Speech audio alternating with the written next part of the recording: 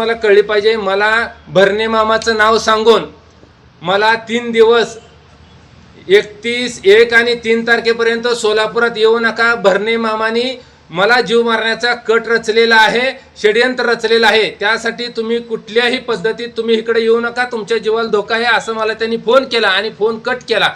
मी ही करत असताना मी नंतर सदर बाजार पोलीस स्टेशनला जाऊन NC दाखल केलेली आहे, परंतु आपल्या माध्यमातून पोलीस यंत्रणेला माझी मागणी आहे, इथले पोलीस कमिशनर साहेब असतील, SP साहेब असतील, यापूर्वी मला जीव मारण्याचे कट रचण्यात आलेला आहे। मी 26 तारखेला 26/12/2025 रोजी या जिल्ह्याचे जिल्हाधिकाऱ्यांनी पोलीस अधिकाऱ्याकडे लेखी तक्रारी दिलेली आहे की मला जीव मारण्याचा कट रचलेला आहे, त्याच्यामध्ये काय अधिकारी सामील आहेत, वाळू माफिया सामील आहेत।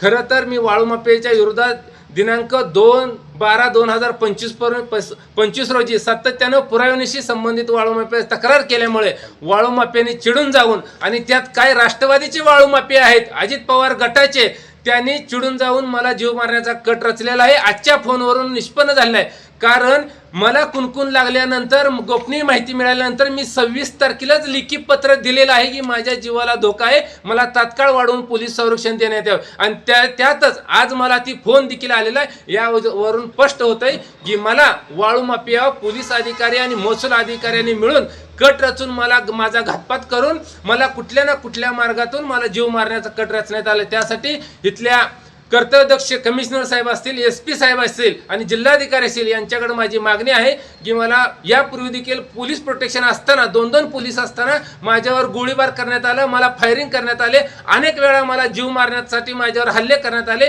ही बाब गंभीर स्वरूपाची असून पहिलं जे घडलेलं आहे हे लक्षात घेता मला तात्काळ जिल्ह्यात आणि जिल्ह्याबाहेर वाढवून पोलीस संरक्षण देण्यात यावे। जर माझ्या जीवाला धोका झाला तर या राज्याचे मंत्री भरणे मामा आणि पोलीस अधिकारी आणि वाळू माफिया हे जबाबदार राहील। अजित पवार गटाचे तुम्ही म्हणताय तुम्ही ते वाळू माफिया आहेत, ते कुठे आहे त्यांचा पॉइंट, वाळूचा पॉइंट? त्यांचा पॉइंट मंगळवेढ तालुक्यामध्ये तांडूर या गावात अवैध वाळू साहेब, मी व्हिडिओ शूटिंग दिलेली आहे जिल्हाधिकाऱ्यांना, मी SP साहेबाला व्हिडिओ शूटिंग दिलेली आहे। त्यांनी अनलिगली 2,46,00,000 अवैध मुरुम उपसला, त्याची कागदपत्र दिलेली आहे। त्याच्यामुळे त्यांनी चिडून जाऊन मला जीव मारण्याचा कट रचलेला आहे, माझ्यावर खोटे गुन्हे दाखल करण्याचा कट रचलेला आहे, मला अडचणीत आणून मला कायमस्वरूपी वाळू माफियांना आडवं जाऊन म्हणून कायमस्वरूपी त्यांच्या रस्त्यातला काटा असं समजते ती मला, आणि मला जीव मारण्यासाठी यांनी प्लॅनिंग केलेलं। तुमचं ते माझ्याकडे रेकॉर्डिंग आहे।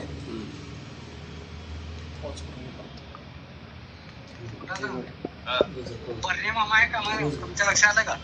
होय आहेत की, बोला की। कारण कसं आहे, मी मोठा फॅन आहे तुमचा,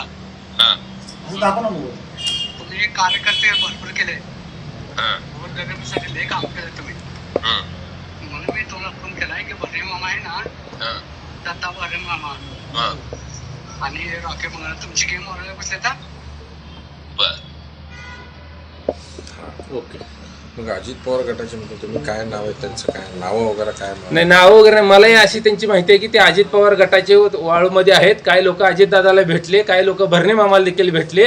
त्यावेळेस भेटल्यानंतरच मला ही माहिती मिळाली होती की शरद कोळी तुमच्या विरोधामध्ये मंत्र्यांकडे गेलेले आहेत, त्यांनी तुम्हाला घातपात करण्याची शक्यता आहे, सावध राहा। लगेचच मी SP साहेबांना आणि जिल्हाधिकारी साहेबांना सविस्तर माहिती आणि पुराव्यानिशी तक्रार केलेली आहे, पण त्याची दखल घेतलेली नाही। जर आज देखील वेळेत जर दखल नाही घेतली तर माझ्या जीवाला 100% घातपात होणार आहे, माझा जीव जाण्याची शक्यता आहे।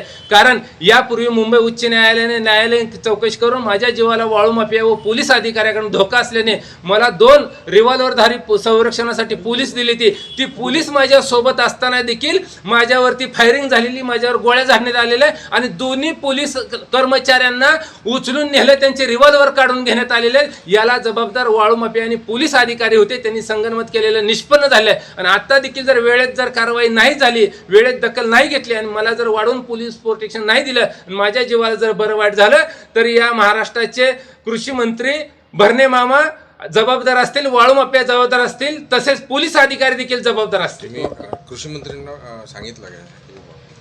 मी कसं त्यांना सांगू? त्यांचं नाव घ्यायला लागले आता तुम्ही एवढे मोठे, मी त्यांना कसं सांगू? मी माझं नाव घेते, पुढून जे मला फोन आला ते मी सांगतोय। पुढून मला फोन आला आहे की त्यांचं नाव घेऊन त्यांच्याकडून धोका आहे, त्यांना काही लोक भेटलेले आहेत, त्यांनी कट रचलेले आहेत। उलट मी सावध भूमिका घेऊन तुमची मला मदत मिळली पाहिजे. तुमच्या माध्यमातून हे सरकारला कळलं पाहिजे, या महाराष्ट्राच्या पोलीस संचालक साहेबांना कळलं पाहिजे, IG साहेबांना कळलं पाहिजे, जिल्हा अधिकाऱ्यांना कळलं पाहिजे, SP साहेबाला कळलं पाहिजे, पोलीस कमिशनर साहेबाला कळलं पाहिजे. म्हणून तुम्हाला बोलून तुमच्या माध्यमातून माहिती आहे. त्या फोनवर आलेलं त्याचं नाव काय दिसतंय ट्रू कॉलरवर किंवा त्याचं सौदागर वाघमारे असं दिसतंय, पण ते खरं आहे खोटं आहे मला माहित नाही. त्यानं फोन कट केला, त्याच्यामुळे मी परत त्याला फोन करणं योग्य नव्हतं म्हणून मी फोन केलेला नाही. ओके.